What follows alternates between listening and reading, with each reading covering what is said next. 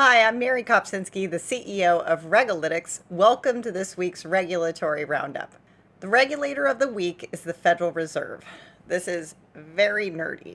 For those of us who read the Federal Register every week, there's always about a dozen data collection alerts, which is basically regulators saying they're going to continue a collection from the industry, which is really boring stuff. But this week, the Federal Reserve is celebrating the 104th anniversary of its very first data collection, which was weekly information about bank balance sheets.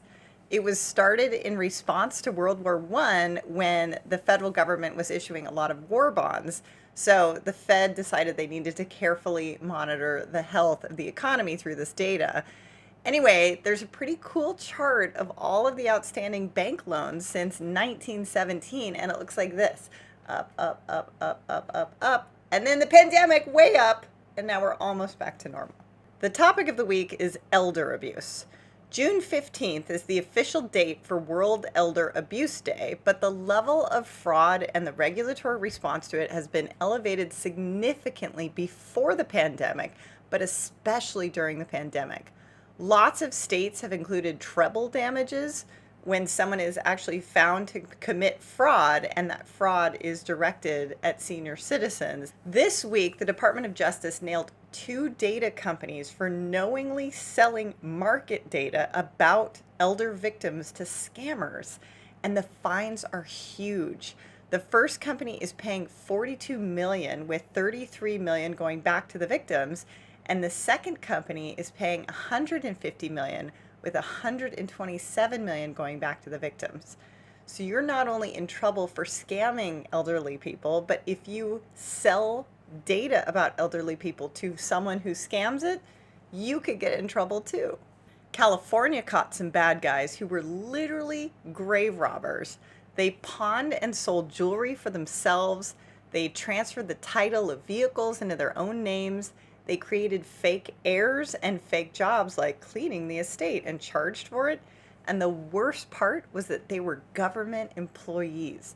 So they're going to jail where I think they belong right now. For those of you following cannabis, Louisiana passed a law having $100 be the maximum fine for being caught with a small amount of marijuana. It doesn't decriminalize it, but it doesn't put people in jail anymore for something that lots of other states are legalizing. The Massachusetts House has a bill hearing having to do with a property owner's right to ban the growing of medical marijuana. And finally, Washington State busted 7 online vape retailers for violating Washington age verification laws. One of the companies is from California, and they're paying way more than any of the others because initially it refused to cooperate with Washington's investigation. So they'll be paying a lot more in fines, in this case, $375,000. For those of you following climate change, I thought this was interesting. The CME Group has announced it's going to launch a nature-based global emissions offset futures contract in August, pending regulatory reviews. The Bank of England published its second annual climate disclosure report to set out its own approach to managing risks from climate change across its own operations.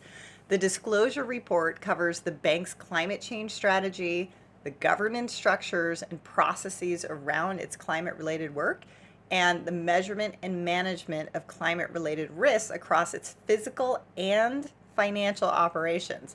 So if you are feeling lost in this space, this might be a good public case study that you could follow as a model. For those of you following crypto, Box Exchange has been working on launching its first fully registered securities token exchange, and they've been at it since 2019. Well, today the SEC just opened up another comment period for the latest iteration of how this will work, which is progress. So take a look, because if this goes through, this is going to be the model going forward. Some really fun research was published this week by the Financial Conduct Authority in the United Kingdom. It estimates that 2.3 million adults now hold crypto assets, which is up from 1.9 million last year. 38% of crypto users regard them as a gamble, which is actually down from 47% last year.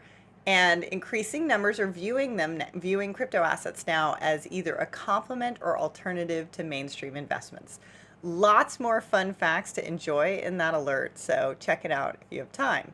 For those of you following diversity and inclusion, it's not a feel-good thing anymore. There are some real teeth to what's going on with financial regulators.